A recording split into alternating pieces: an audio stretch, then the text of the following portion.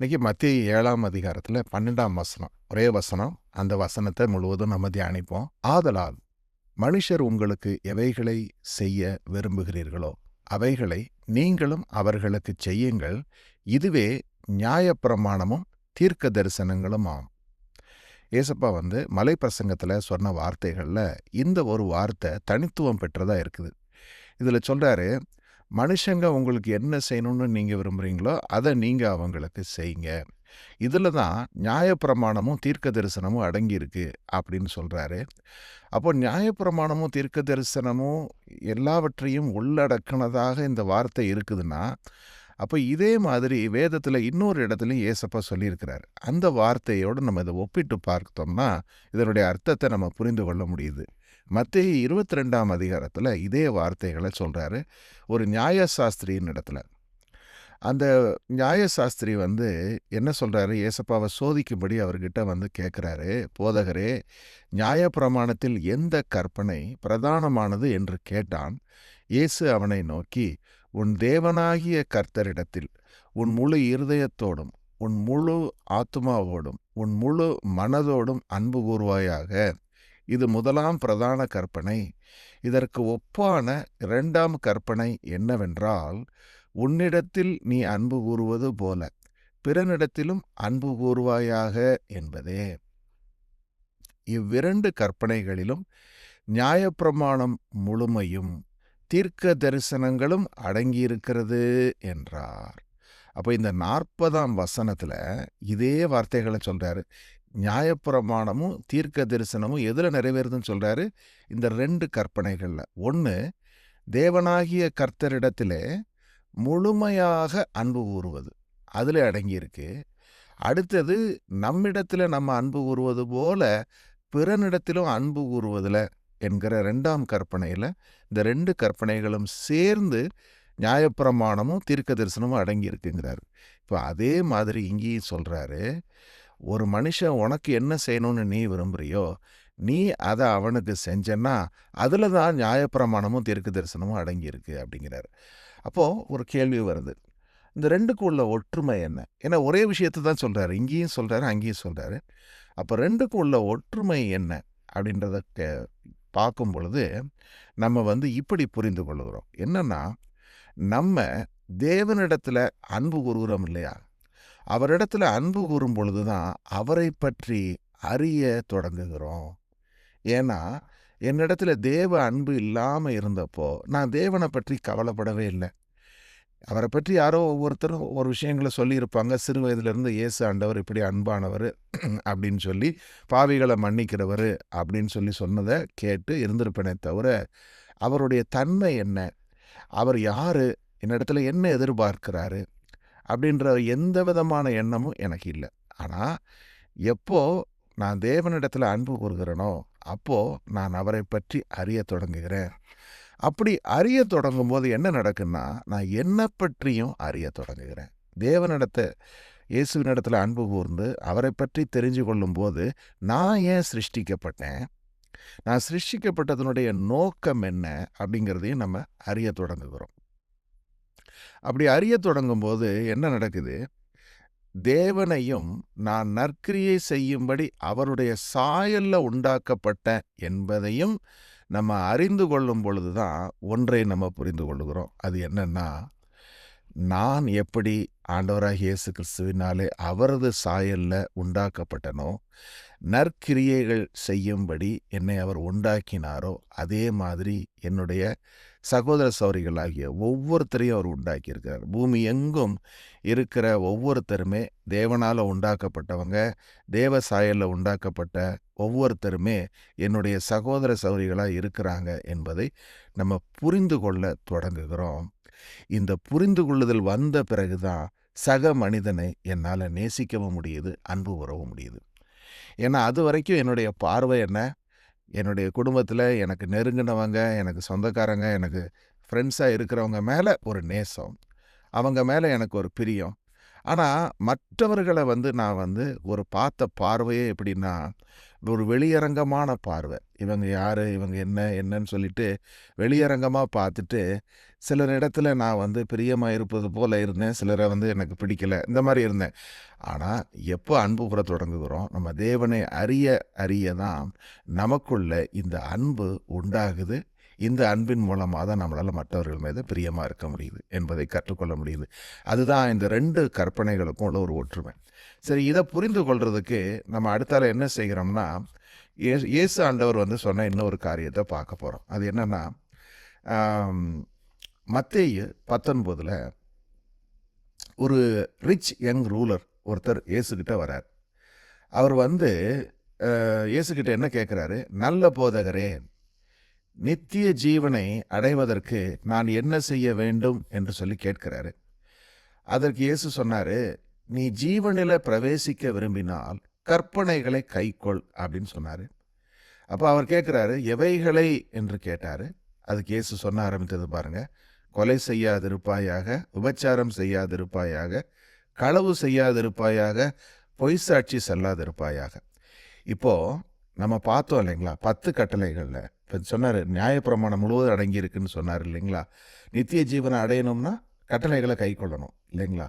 கட்டளைகளை நம்ம ஆராய்ந்து பார்க்கும் பொழுது முதல் கட்டளை என்ன, நீ உன்னுடைய தேவனாகிய கர்த்தர் ஒருவரை மாத்திரம்தான் நீ அவரை மட்டும்தான் நீ தொழுது கொள்ளணும், அவர் ஒரு விக்கிரகத்தை தொழக்கூடாதுன்னு ஆரம்பிக்குது. அதே மாதிரி ஓய்வு நாளை பரிசுத்தமாக வைத்துக் கொள்ளணும்னு ஆரம்பிக்குது. இந்த முதல் 5 கட்டளைகளை விட்டுட்டாரு. பாதியிலிருந்து தான் சொல்றாரு பாருங்க, இதெல்லாம் மாரல் கமாண்ட்மெண்ட்ஸு கர்த்தர் கொடுத்தது. இது எல்லாமே எதை பற்றின கட்டளைகள், பிறர் அன்பு. முதல் 5 கட்டளை தேவ அன்பு, மித்தம் உள்ள 5 கட்டளை வந்து பிறர் அன்பு. அந்த தேவ அன்பை பற்றி அவர் சொல்லாமல் பிறர் அன்பை பற்றி முதல்ல சொல்கிறார். அதுக்கு ஒரு காரணம் இருக்குது. ஏன்னா இப்போ இந்த இயேசுகிட்ட வந்தானே இந்த மனிதனிடத்துல என்ன குறைவுபடுதுன்னா பிறர் அன்பு தான் குறைவுபடுது. ஆகையினால இதை முதல்ல சொல்கிறார். இதெல்லாம் அந்த கட்டளைகளை நீ வாசிச்சிருக்கியான்னு கேட்குறாரு. அடுத்தது, உன் தகப்பனையும் தாயையும் கணம் பண்ணுவாயாகன்னு சொல்லியிருக்கதை நீ வாசிச்சிருக்கியா, உன்னிடத்துல நீ அன்பு கூறுவது போல பிறனிடத்துல அன்பு கூறுவாயாக அப்படிங்கிறத நீ வாசிச்சிருக்கியான்னு கேட்குறாரு. அப்போ அந்த வாலிபன் சொல்கிறான், இவைகளெல்லாம் நான் சிறு வயது முதலாகவே கை கொண்டு வந்திருக்கேன், என்கிட்ட இன்னும் என்ன குறைவு இருக்குது அப்படின்னு கேட்குறான். இப்போ நான் உங்ககிட்ட கேட்குற ஒரு கேள்வி என்னென்னா, இதை நம்ம எத்தனையோ முறை வாசித்திருப்போம். இதை வாசித்திருக்கும் போது நம்ம நினச்சிருப்போம், இந்த வாலிபன் தன்னை பற்றியே சொல்லுவது போல உண்மையிலேயே இவன் இதெல்லாம் சின்ன பிள்ளையிலேருந்து கை கொண்டுட்டு வந்திருக்கான் போல, அவன் எல்லாரிடத்துலையும் அன்பாக இருந்திருக்கான், தாய் தகப்பனை நேசிச்சிருக்கான், அது மட்டும் இல்லை அவன் கொலை செய்யலை, உபச்சாரம் செய்யலை, அவன் எதுவுமே பண்ணலை என்று தான் நம்ம எல்லாருமே நினைத்திருப்போம். ஆனால் ஏன்னா எதை வச்சு எப்படி நம்ம நினச்சிருப்போம் தெரியுமா, இயேசு ஆண்டவர் வந்து அவன்கிட்ட சொன்னார், இன்னும் உன்னிடத்துல ஒரு குறைவு இருக்குன்னு சொன்னார். அப்போ நமக்கு என்ன தோணுது, ஓ மற்றதெல்லாம் செஞ்சிட்டான் போல, இது இல்லாமல் ஒன்னே ஒரு குறைவு இருக்கு போல அவங்ககிட்ட அப்படின்னு நினைப்போம். ஆனால் உண்மை என்ன தெரியுமா, மேலே சொன்ன கற்பனைகள் எதையுமே அவனால் கை கொள்ள முடியவில்லை. ஏனென்று சொன்னால் அவனிடத்திலே தேவ அன்பு இல்லை. அவங்ககிட்ட தேவ அன்பு இல்லைன்னு நீ எப்படி உறுதியாக சொல்கிற அப்படின்னு சொல்லி பார்த்தா, இதை வைத்து தான் இயேசு அவனை பார்த்து சொல்கிறாரு. இயேசு அவனை பார்த்து அவனிடத்தில் அன்பு கூர்ந்து, உன்னிடத்தில் ஒரு குறைவு உண்டு, நீ போய் உனக்கு உண்டானவைகளை எல்லாம் விற்று தரித்திரருக்கு கொடு, அப்பொழுது பரலோகத்திலே உனக்கு பொக்கிஷம் உண்டாயிருக்கும், பின்பு சிலுவையை எடுத்துக்கொண்டு என்னை பின்பற்றி வா என்றார். இப்போ என்ன சொல்கிறாரு, உங்ககிட்ட இருக்கிற அந்த ஒரு குறைவு இதுதான். அது என்ன தெரியுமா, உன்னிடத்துல தேவ அன்பு இல்லை என்று சொல்லிட்டார். அது எப்படி சொல்கிறாருன்னா, உன்னுடைய அன்பு உன்னுடைய பொருட்கள் மேலே, நீ வைத்திருக்கிற உடைமைகள் மேலே தான் உன்னுடைய அன்பு இருக்குது. அதிலிருந்து நீ விடுபடணும்னா அதை நீ உன் வாழ்க்கையிலேருந்து எடுங்கிறார். அதுக்கு பிறகு உன்னுடைய சிலுவையை பின்பற்றி என்னை எடுத்துக்கொண்டு என்னை பின்பற்றி வா என்று சொல்கிறார். இதை சொன்ன உடனேயே அந்த இளைஞன் மிகுந்த ஆஸ்தி உள்ளவனாக இருந்ததுனால துக்கத்தோடு போய்விட்டான். அப்போது அவருடைய சீஷர்களை பார்த்து சொல்கிறாரு, ஐஸ்வர்யம் உள்ளவர்கள் தேவனுடைய ராஜ்யத்தில் பிரவேசிப்பது எவ்வளவு அரிதாக இருக்கிறது என்று சொல்லி அவர் சொல்கிறாரு. அப்போது சீஷர்கள் பார்த்து ஆச்சரியப்படுறாங்க. அப்போ இயேசு அவங்கள பார்த்து சொல்கிறாரு, பிள்ளைகளே, ஐஸ்வர்யத்தின் மேல் நம்பிக்கையாக இருக்கிறவர்கள் தேவனுடைய ராஜ்யத்தில் பிரவேசிப்பது அவ்வளவு அரிதாக இருக்கிறது. அப்போது அது மட்டும் இல்லை, இன்னொன்று சொல்கிறாரு, ஒரு ஐஸ்வர்யவான் தேவனுடைய ராஜ்யத்தில் பிரவேசிப்பதை காட்டிலும் ஒரு ஒட்டகம் ஊசியின் காதுல எளிதாக பிரவேசித்து விடும் என்றும் சொல்றாரு. இதை சொன்ன உடனேயே சீஷர்களுக்குள்ள ஒரே உதறல்.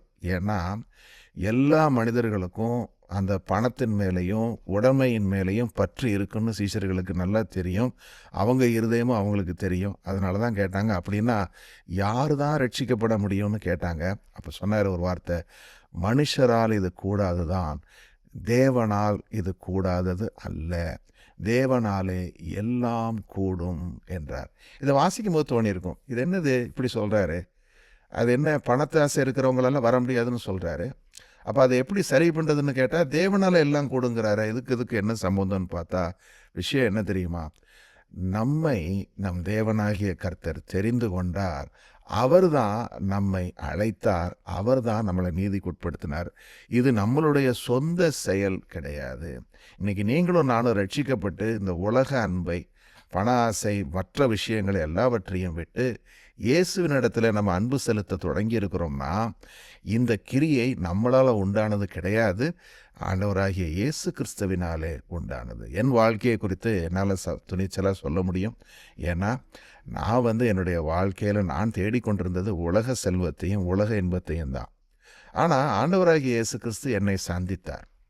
என்னை சந்தித்து என் வாழ்க்கையில் இருக்கிற வெறுமையை காண்பித்தார்.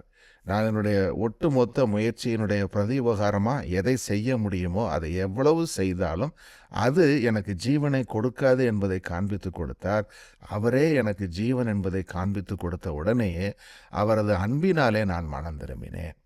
இதே மாதிரி நம்ம ஒவ்வொருத்தர் வாழ்க்கையிலையும் நம்மளை சந்தித்திருக்கிறார். சந்தித்து அவர் நம்ம வாழ்க்கையில் இல்லைன்னா நம்ம வாழ்க்கை வெறுமைங்கிறத அவர் காண்பித்த பிறகு தான் நம்ம அவரை பின்பற்ற தொடங்கி இருக்கமே தவிர ஏதோ ஒப்பிட்டு பார்த்து ஓகே பணத்தை விட இது பெட்ரு அப்படின்னு பார்க்கல.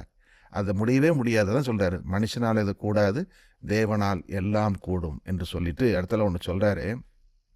சீஷர்கள் கேட்டாங்க, நாங்கள் எல்லாத்தையும் விட்டுட்டு உங்களை ஃபாலோ பண்ணுறோமே ஆண்டவரே, நாங்கள் எங்களுக்கு என்ன கிடைக்குங்கிறாரு. அப்போ சொல்கிறாரு, என் நிமித்தமாகவும் சுவிசேஷத்தின் நிமித்தமாகவாவது வீட்டையாவது சகோதரனையாவது சகோதரியாவது தகப்பனையாவது தாயையாவது மனைவியையாவது பிள்ளைகளாவது நிலங்களையாவது விட்டுவிட்டவன் எவனும் இம்மையிலே துன்பங்களோடும் கூட நூறத்தனையாக வீடு, சகோதரன், சகோதரி, தாய், பிள்ளை, நிலங்கள், மறுமையிலே நித்திய ஜீவனை அடைவான் என்று மெய்யாகவே உங்களுக்கு சொல்லுகிறேன் என்று சொல்லிட்டு இறுதியாக சொல்கிறாரு, ஆணே முந்தினோர் பிந்தினராயும் பிந்தினோர் முந்தினராகவும் இருப்பார்கள். அப்போது இங்கே இயேசு ஆண்டவர் சொல்கிற விஷயம் என்ன தெரியுமா, இயேசுவினுடைய அன்பினாலே நம்ம அவரை பின்பற்ற தொடங்கும் பொழுது நம்ம மற்ற எல்லாவற்றையும் விட்டு விடுவோம். நம்முடைய வீடு, நம்முடைய உறவுகள், இந்த உலகத்தில் நம்ம இருதயத்துக்கு நெருக்கமாக இருக்கிற எல்லாவற்றையும் நம்ம விட்டு விடுவோம். அப்படி விடும் பொழுது சொல்கிறாரு, இந்த உலகத்தில் உங்களுக்கு துன்பம் உண்டு, ஆனாலும் நீங்கள் தெரிந்து கொள்ளுங்க, நான் இந்த உலகத்தை ஜெயித்தேன் என்று சொன்னவர் நம்ம எல்லாவற்றையும் அடையும்படி நம்மை செய்கிறார். நம்ம வீட்டை விட்டால் மீண்டும் வீடு, இன்னும் பல மடங்கு நமக்கு அவற்றை திரும்ப கொடுக்கிறார். எல்லாவற்றுக்கும் மேலாக நித்திய ஜீவனை கொடுப்பேன் என்று அவர் வாக்குத்தத்தம் பண்ணியிருக்கிறார். அப்போது இதிலிருந்து நான் சுருக்கமாக என்ன கற்றுக்கொள்கிறேன் அப்படின்னா, நம்ம ரட்சிப்புக்குள்ளே போக முடியாமல் இருக்கிறதுக்கு என்ன காரணம்னா இருமனம், டிவைடட் லாயல்ட்டி. நம்ம உலக பொருளுக்கும் தேவனுக்கும் ஊழியம் செய்ய முடியாதுன்னு சொன்னார். ஆகையினால நம்ம என்ன புரிந்து கொள்ளுகிறோம், ஆரம்பத்தில் நம்ம பிறப்பிலிருந்து ஒரு கிறிஸ்தவர்களாகவே கூட பிறந்திருக்கலாம், ஆனால் ஒரு இருமனம் கொண்டவர்களாகவே இருந்திருப்போம். உலக அன்பு, அதே நேரத்தில் தேவனிடத்துலையும் அன்பு கூற முயற்சி செய்திருப்போம். நிச்சயமாக நம்மளால் அவரிடத்துல அன்பு கூறவே முடிந்திருக்காது. ஏன்னா பணம் நம்ம எஜமானாக, வாழ்வின் வசதி மற்ற விஷயங்கள் எஜமானாக இருந்திருக்கும். ஆனால் என்ன செய்கிறாரு, நம்ம அந்த நாட்களில் தேவனுக்கு பகைஞனாக இருந்தோம். ஏன்னா உலகத்தில் அன்பு கூறும் பொழுது தேவனுக்கு பகைஞராக தான் நம்ம இருந்திருப்போம், அவரை வெறுத்திருப்போம். ஆனால் ஆண்டவராகிய இயேசு கிறிஸ்து நம்ம வாழ்க்கையில் வர்றாரு. அவர் நம்மேல காண்பித்த அன்பு என்ன என்பதை, கல்வாரி சிலுவையில் அவர் நமக்காக செய்த அந்த ஜீவ பலியினாலே நம்மளுக்காக கொடுத்த விலைக்கரையாக இருக்குது பார்த்தீங்களா, அதை காண்பிக்கிறாரு. அதை காண்பிக்கும் பொழுது தான் உண்மையிலேயே நம்ம கதற தொடங்குகிறோம். காரணம் என்ன, இயேசு கிறிஸ்து சுமந்தது அவருடைய சிலுவை இல்லை, அது என்னுடைய சிலுவை. என்னுடைய பாவத்தை அவர் விலைக்கரையம் கொடுத்து தீர்த்துட்டாரு. ஆகையினால நம்ம அவர் மீது அன்பு கூற தொடங்குகிறோம். அப்படி அன்பு கூறும் பொழுது தான் நம்ம என்ன செய்கிறோம்? உலகத்தை வெறுக்க தொடங்குகிறோம். அது வரைக்கும் உலகத்தை நேசித்து கொண்டிருந்த நம்ம இப்போ உலகத்தை வெறுக்க தொடங்குகிறோம். நம்ம இடத்துல உள்ள எல்லாவற்றையும் வெறுக்க தொடங்குகிறோம், உறவுகளையும் சேர்த்து தான். இது கான்ட்ரடிக்ஷனாக தெரியும். தேவன் தானே உறவுகளை உண்டாக்குனார், தேவன் தானே உலகத்தை உண்டாக்குனார். ஆமாம், எல்லாவற்றையும் அவர் உண்டாக்கி இருக்கிறார். ஆனால் இவைகள் எல்லாவற்றை காட்டிலும் அவர் அவரிடத்துல அன்பு கூற வேண்டும் என்று தான் முதலாவது விரும்புகிறார். ஏன்னா சொன்னார், உனதன் உலகமெல்லாம் தனதாக்கி கொண்டாலும் தன் ஜீவனை இழப்பானாயில் அவனுக்கு வரும் பலன் என்ன அப்படின்னு கேட்டார். அப்போ நான் எல்லாவற்றையும் அடையும்படி முயற்சி செய்யலாம். என் வாழ்நாள் முழுவதும் நான் ஒரு மிஷன் பர்சனாக நிறைய விஷயங்களை செக்யூர் பண்ணலாம், நிறைய பேருடைய அன்பை சம்பாதிக்க முயற்சி செய்யலாம், பொருள் சம்பாதிக்கலாம். ஆனால் நான் என்னுடைய ஜீவனை இழந்த மாத்திரத்தில் எல்லாவற்றையும் நான் விட்டு போக வேண்டியதாக இருக்கும். ஆனால் நான் இயேசுவினிடத்திலே அன்பு கூறும் பொழுது அவர் என்ன செய்கிறாரு? என்னுடைய அவர் மீது நான் வைத்திருக்கிற அன்பின் மூலமாக மற்றவர்கள் மீது அன்பு கூறும்படி செய்கிறாரு. அப்போ உண்மையிலேயே நான் என்ன செய்கிறேன்? பொலிட்டிக்கலாக இல்லை, உண்மையாகவே அன்பு கூற தொடங்குகிறேன். முன்னாடி ஏதோ உலகத்துக்காக செய்திருப்பேன். இப்போ இயேசு கிறிஸ்துவின் நிமித்தம் தான் மற்றவரிடத்தில் அன்பு கூறுகிறேன் என்று நிச்சயமாக நம்மளால் சொல்ல முடியுது. சரி, இப்போது நம்ம அடுத்தல ஒரு விஷயத்தை பார்க்க போகிறோம், ஒரு எக்ஸாம்பிள் மூலமாக. அது என்னன்னு சொல்லி பார்த்தோம்னா, சகேயு என்கிற இந்த மனிதனுடைய வாழ்க்கை. இவருடைய வாழ்க்கையிலேருந்து ஒரு 5 பாயிண்ட்ஸ் பாருங்கள். சகேயுவுக்கு வாழ்க்கையில் எது எஜமானாக இருந்ததுன்னு சொன்னால் அவருடைய ஆஸ்தி. அவர் ஒரு பெரிய டேக்ஸ் கலெக்டரு, ஏகப்பட்ட பணம் சம்பாதித்து வைத்திருந்தார். அந்த சம்பாத்தியம் அவருக்கு நிறைவை கொடுக்கலை. ஏன் சொல்கிறேன்னா, இயேசு கிறிஸ்து அவருடைய ஊருக்கு வருகிறார் என்று கேள்விப்பட்ட பொழுது அவரை தேடி போனார் இல்லைங்களா? அவரை தேடி போய் அந்த கஷ்டப்பட்டு குள்ளமாக இருந்த அவர் மரத்தில் ஏற முயற்சி பண்ணார். இந்த பிரயாசம் எதை காண்பிக்குது? அவர் தன்னுடைய வாழ்க்கையில் நிறைவை அடையலை, ஏதோ ஒன்றை தேடிக்கொண்டிருந்தார் என்பதை காண்பிக்குது. அப்படி அவர் அந்த மரத்தில் ஏறி உட்கார்ந்திருந்தப்போ இயேசு ஆண்டவர் அந்த பக்கமாக போனவர் அவரை பார்த்தார், அவரிடத்தில் அன்பு கூர்ந்தார். சகேயுவே, நீ கீழே இறங்கி வா என்று சொல்லி, இன்று நான் உன் வீட்டிலே தங்க வேண்டும் என்று சொன்ன அந்த ஒரு வார்த்தையிலே சகேயு ஒன்றை பார்த்தார். நான் பாவியான மனுஷன், இது எல்லாருக்கும் தெரியும், சுற்றி இருக்கிற அத்தனை பேருக்குமே அது தெரியும். ஆனால் இவர் என்னை என்னுடைய வீட்டில் தங்கணும்னு சொல்கிறாரு அப்படி என்று சொல்லி அறிந்த உடனே அவன் என்ன செய்தான்? ஆண்டவரே, இன்றிலிருந்து நான் உலகத்திலே அன்பு கூற மாட்டேன் என்று சொல்லி முடிவெடுத்து தன்னுடைய ஆஸ்திகள் எல்லாவற்றையும் அவன் கொடுப்பதற்கு அவன் மனமுவந்தான். அது அவனால் வந்த காரியம் அல்ல, இயேசு கிறிஸ்துவின் அன்பு அவனை மாற்றிற்று. அதே மாதிரி தான் அவருடைய அன்பு நம்ம வாழ்க்கையில் வரும் பொழுது நம்ம என்ன செய்ய தொடங்குகிறோம்? மற்ற எல்லாவற்றையும் நம்ம விட தொடங்குகிறோம் என்பதை காண்கிறோம். So Zacchaeus example tells us how we must love Jesus before everything else. So இந்த பொன்னான விதி அப்படிங்கிற இந்த வார்த்தையை இவ்வாறு நம்ம புரிந்து கொள்கிறோம். I'll stop here for your thoughts. உங்களுடைய தாட்ஸை ஷேர் பண்ணுங்கள். Then we will close it in prayers.